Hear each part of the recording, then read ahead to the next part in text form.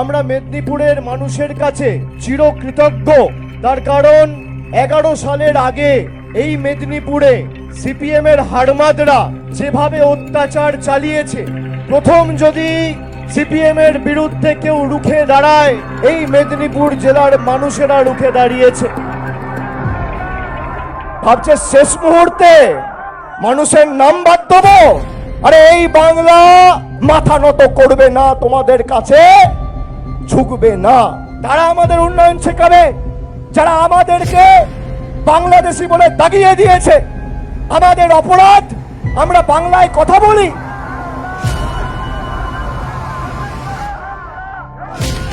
জ্ঞানেশ কুমারের জন্য একটা নতুন প্রকল্প বাংলায় চালু করতে হবে, ছানি অপারেশন ছানিশ্রী।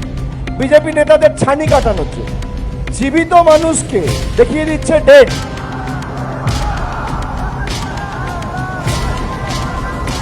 বিজেপির এখানে কটা এমএলএ রয়েছে? দুজনই তৃণমূলে আসতে চেয়েছে। আপনাদের দাবিকে মান্যতা দিয়ে দরজা বন্ধ করে রেখেছে।